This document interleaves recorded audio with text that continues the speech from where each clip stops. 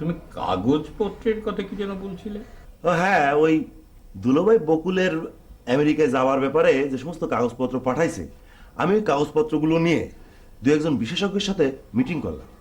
কাগজপত্র সবকিছু নিয়ে এমনভাবে আমি এগোচ্ছি আপডেট বেঁধে যেন এম্বাসিতে লাইনে দাঁড়ায় বকুলের রিটার্ন ফিরে না আসতে হয়।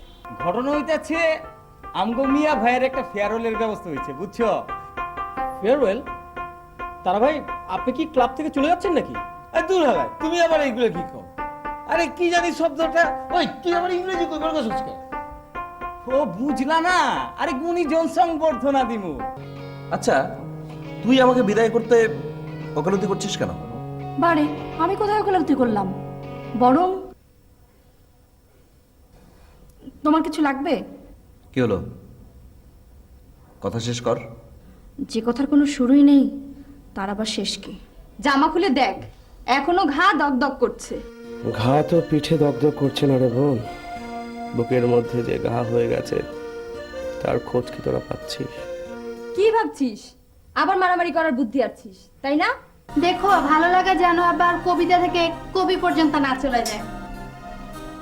খুব বেশি পেকেছিস, তাই না?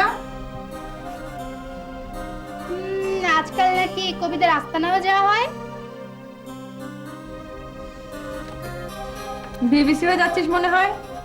না, যাকগে, যে কথা বলতে এসেছিলাম, এলাকার ভাইদের যন্ত্রণায় কিন্তু আর থাকা যাচ্ছে না। কেন? জোর করে গান শোনাতে চাইছে নাকি?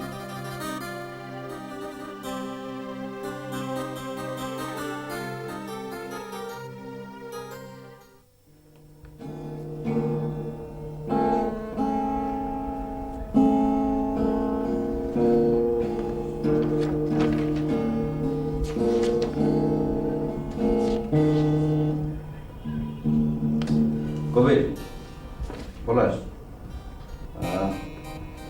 তোদের একটা গোপন কথা বলি। হ্যাঁ, বিষয়টা খুবই গোপনীয়, আশা করছি তোরা কাউকে বলবি না। মানে এতদিন তোরা তো বিষয়টা নিয়ে ইয়ার কি করিস, মানে আসলে আমি না বিজলিকে ভালোবেসে ফেলেছি।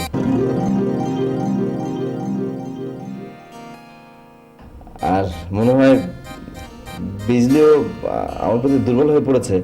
মানে খেয়াল করেছিস তোরা যে ও আমার সঙ্গে একটু শাসন করার ভঙ্গিতে কথা বলে, দেখেছিস তাই না? ম্যাডাম, ম্যাডাম প্লিজ একটু শুনবেন। আমাকে বলছেন? জি, আপনাকে বলছি। জি বলুন। না মানে একেবারে গেটের সামনে দাঁড়িয়ে না থেকে একটু আড়াল আসলে হতো না? না, কোনো অসুবিধা নেই, আপনি এখানেই বলতে পারেন। কি বলতে যাচ্ছেন? না, তেমন কিছু না। আসলে আমি এসেছিলাম আপনার কাছে ক্ষমা চাইতে। আমার অবশ্য আপনাদের সবার সামনে গিয়ে ক্ষমা চাওয়া উচিত ছিল, কিন্তু আপনাদের মহল্লায় যাওয়াতে আমার একটু টেকনিক্যাল প্রবলেম আছে। আচ্ছা, তো আপনার শরীরটা ভালো তো? ওই দিনকে খুব বেশি লেগেছিল? না, তেমন আর কি। অবশ্য ব্যথার রেস্টটা এখনো আছে, কিন্তু আপনি ক্ষমা করলে ব্যথাটা একেবারেই সেরে যাবে। আচ্ছা, আমার ক্লাসের সময় হয়ে যাচ্ছে, এখন আসি। কিন্তু বলে গেলেন না তো ক্ষমা করলেন কিনা? বাসায় যেয়ে দেখবেন, যদি ব্যথার রেস্টটা না থাকে তাহলে বুঝবেন ক্ষমা করে দিয়েছি।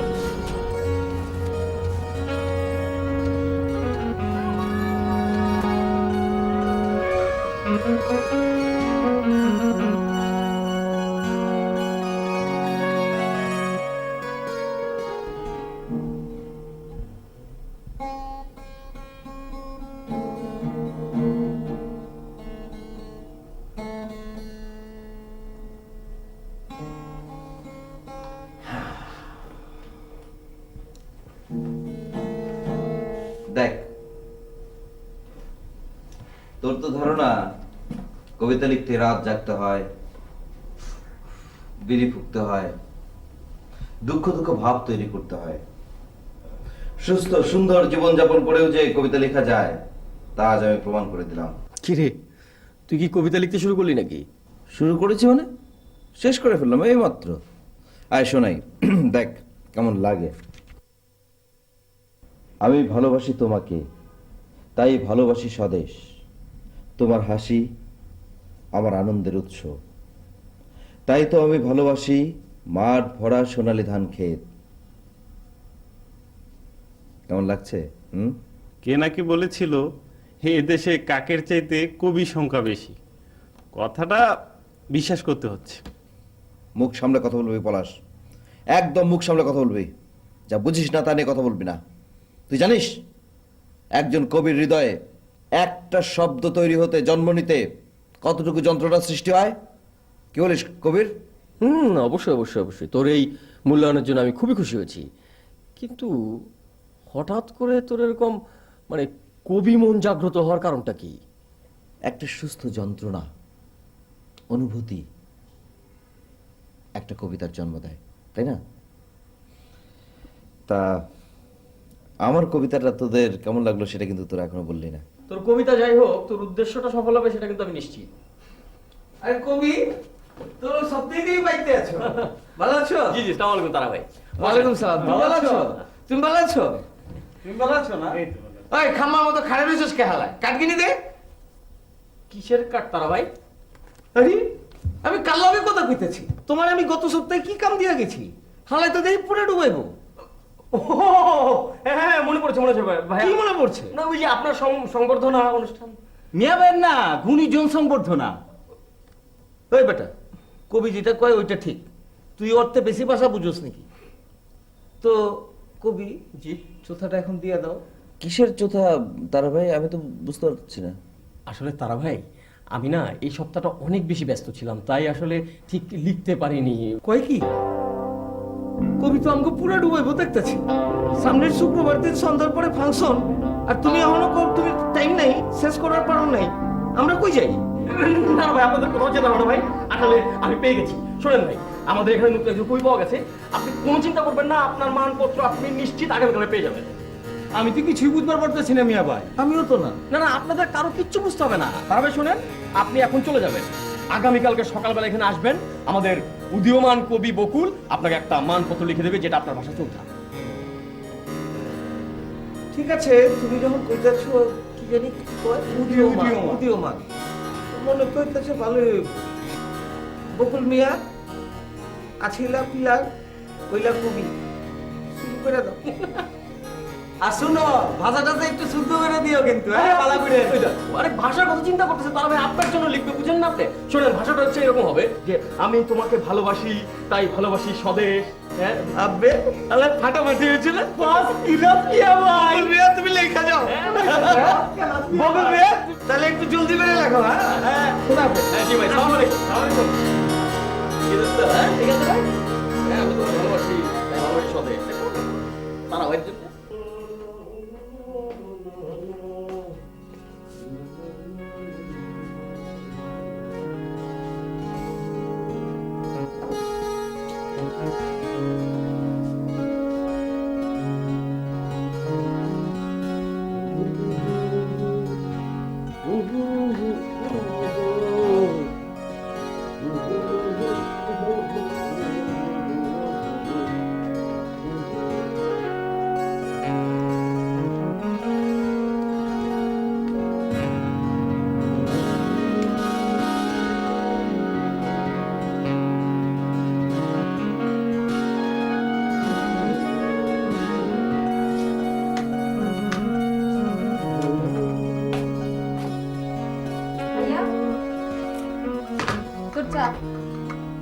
কিরে, এই অবেলা চা কেন? ওমা, তুই না চাইলি? আমি চেয়েছি।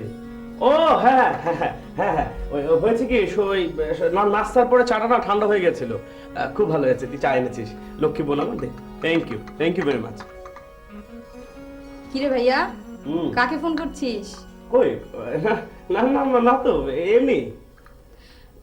ভাইয়া, তুই কিন্তু আমার ফতুয়াটা একদিনও পড়লি না। পড়িনি? বলিস কি? যা যা, তুই এক্ষুনি তোর ফটোটা নিয়ে আয়। এখন থেকে আমি শুধু তোর ফটোটাই পড়ে থাকবো, ঠিক আছে? মুক্তা, মনে হয় আমার বন্ধুরা ডাকছে, তুই এক কাজ কর, ওদের বলে দে ভাইয়া বাসেনি, যা যা না। কিরে মা, পোলাটা কি সত্যি সত্যি ভালো হয়ে গেল?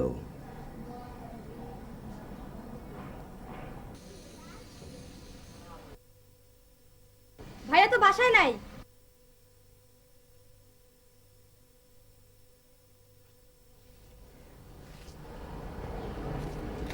শালাই গেল কই? কয়দিন ধরে ঠিক ধরার পারতাছি না। আর যাইব কই? মনে হয় ক্ষমা বিকাশ যাইবার গেছে শালায়। পায়াল ওই শালারে, আমরা এখনো শরীরে ব্যথায় মরি, আর ও যায় ক্ষমা চাইতে। জানোস না দোষ, শালায় পারে না যায় সেমরির পায়ে যায় পরে। সি সি সি, আর কইস না, আমার শরীরে রক্ত চিরিক দিয়ে উঠে। ভাবতাছি শালায় সবারে না কয়ে গেল কই? প্রেম টেম শুরু করে দিল না তো? এইটা তো ভাবি নাই।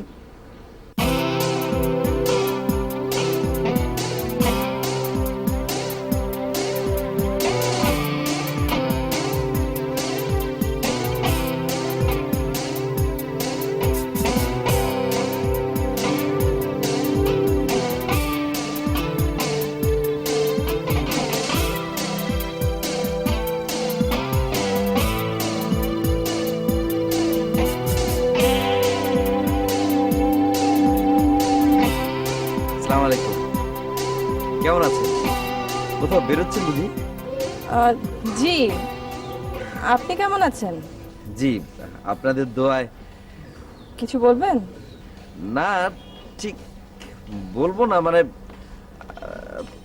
তখন মানে বেশ অনেকক্ষণ ধরে আপনার জন্য অপেক্ষা করছিলাম। কেন? আপনাকে বলেছিলাম না, আমারও একটু আধটু কবিতা লেখার অভ্যাস আছে। মানে অনেকদিন পর একটা কবিতা লিখলাম আপনাকে নিয়ে। আমাকে নিয়ে? না না, মানে আপনাকে নিয়ে না, মানে ইয়ে, কিছু মনে করবেন না, মানে ভিতরে ভিতরে কেমন যেন একটু নার্ভাস ফিল করছি। আচ্ছা ঠিক আছে, আপনি বলুন। তারপর দেখো আমি কি পারি কি না পারি, তাই না? আগে আমার ভাগ্নেটারে। এটা আপনার।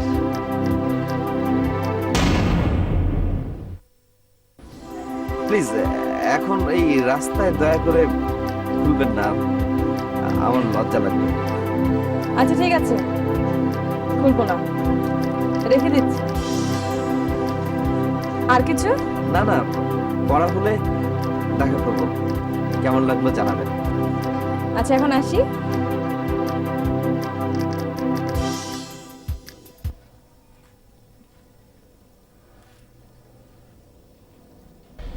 বকুল আরে চিঠি দিল, বুঝলি না? চিঠি চালাচালি হচ্ছে না, এই জন্যই তো কই যে আমেরিকা জাতি চায় না। কেন জাতি চায় না এবার বুঝতে পারছি। ঠিক আছে, আমার চোখে তুমি ফাঁকি দাও, ভাগ্নে আমার না। প্রীতি, প্রীতি,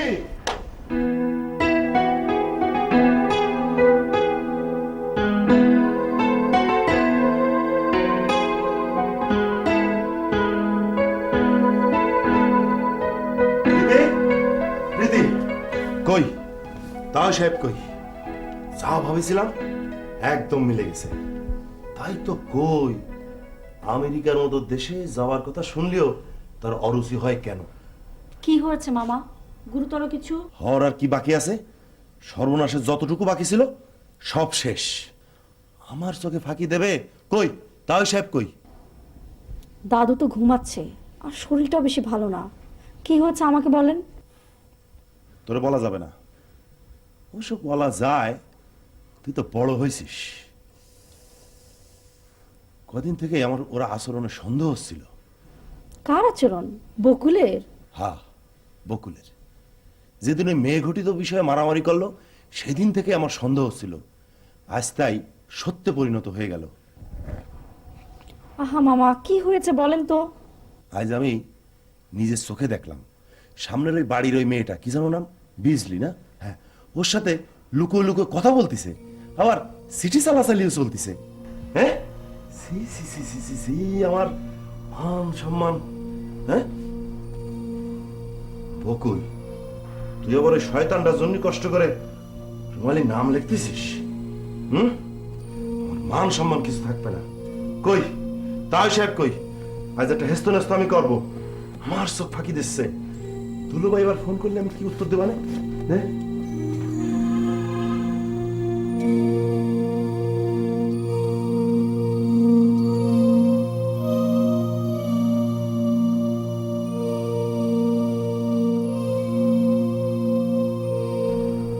যা তোরা কাঠগিনি ঠিক মতো বিড়ি কর, যা। ওকে, সালাম বস।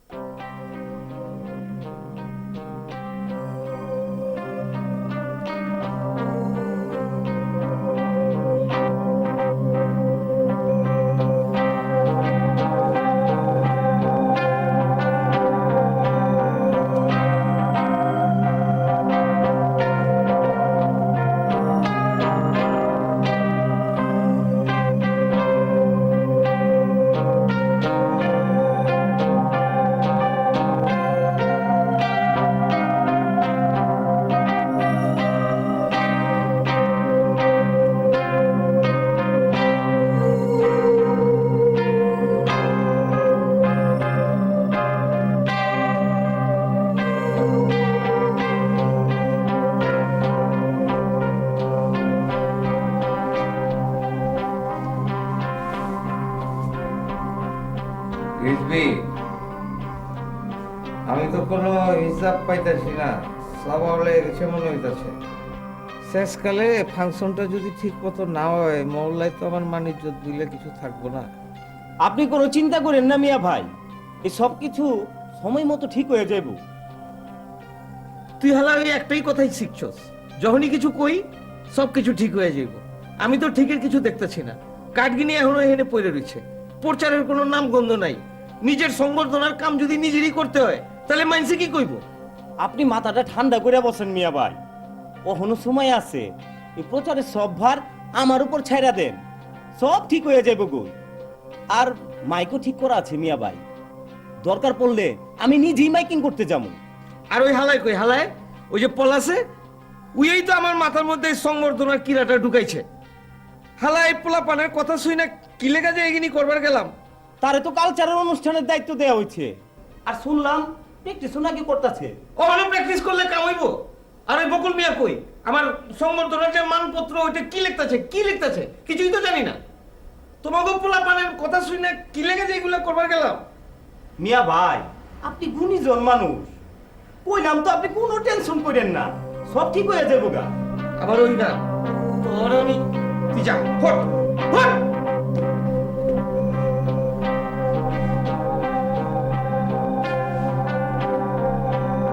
কি লেগে যে এইসব সংবর্ধনার কেচালে জড়াইলাম, মান সম্মান থাকে কিনা।